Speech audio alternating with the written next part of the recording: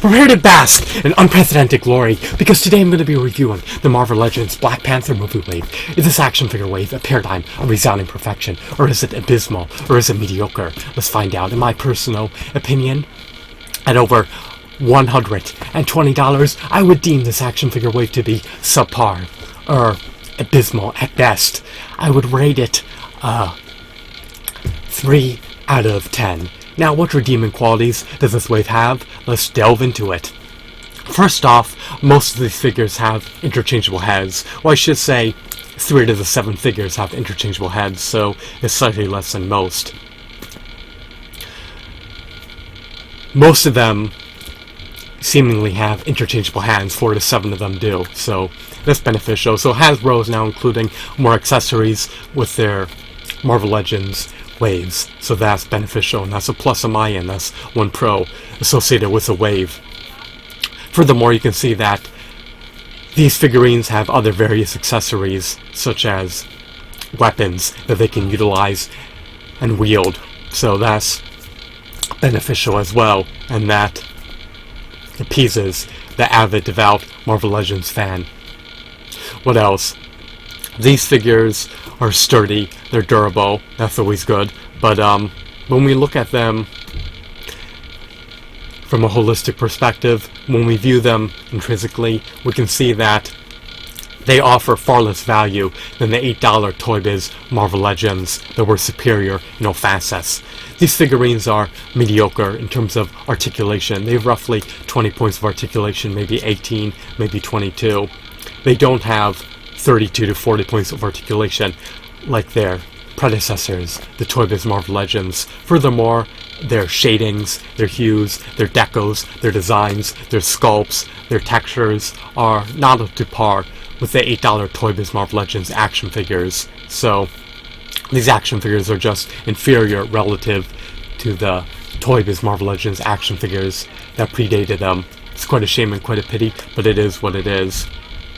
We have 2 figures of the Black Panther, and one of them lacks an interchangeable head, so that's quite a shame and quite a pity, and a missed opportunity on Hasbro's end.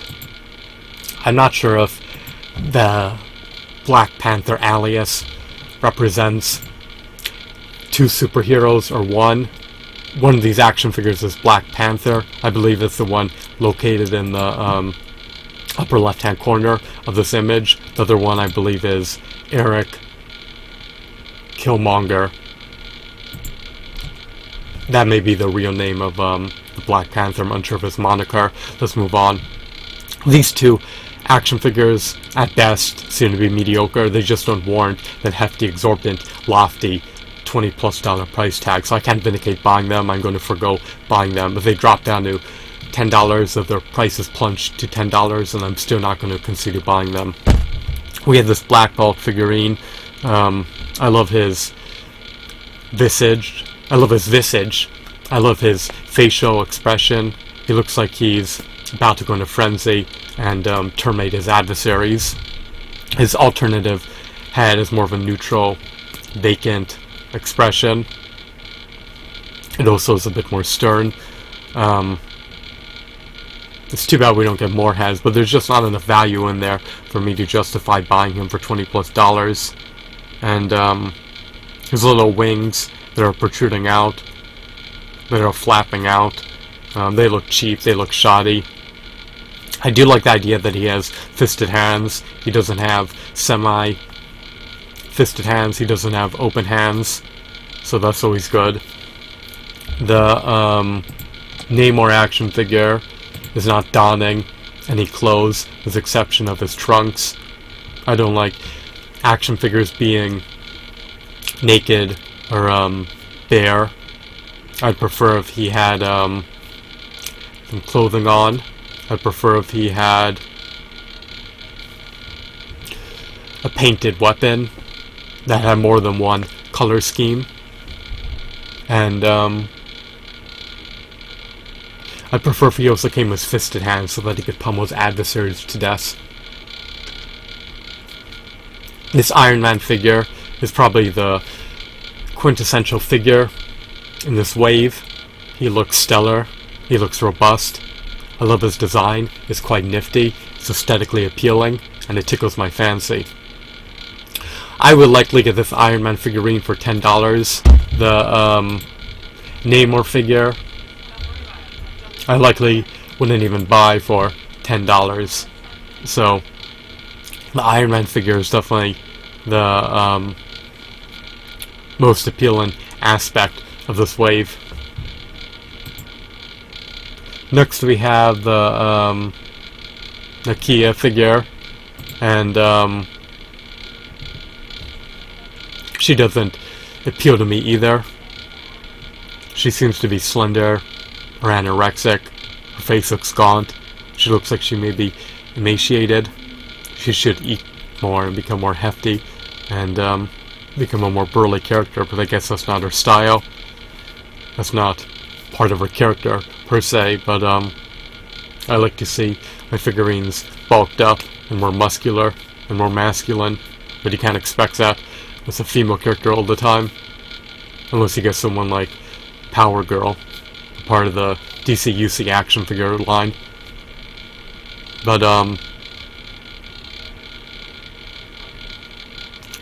her attire, it just looks cheap. Her skirt is comprised of plastic flaps.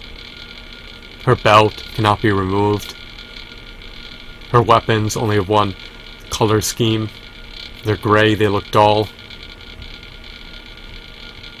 And then we have the Build-A-Figure of Koei. I don't know who she is.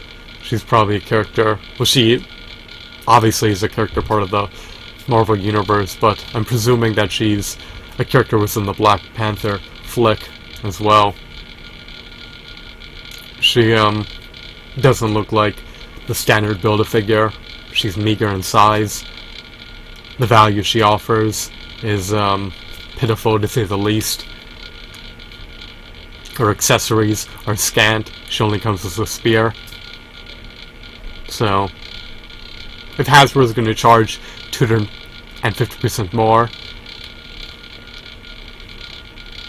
than the retail price of the Toy Biz Marvel Legends action figure, then these action figures should be chock full of accessories. They should have superior decos. They should have superior paint applications. They should have refined shadings. They should have refined textures. They need to be a far higher quality. They can't just be subpar or mediocre. So I'm not going to buy any of them for $20+. The only figure that I'll consider buying at the $10 price range is Iron Man. The rest of the wave is not worth it from my objective biased perspective. I mean, I have to use Toy Biz Marvel Legends action figures as benchmarks for comparison, and in this situation I just can't vindicate buying any of them for 250% more the retail price of the Toy Biz Marvel Legends action figure.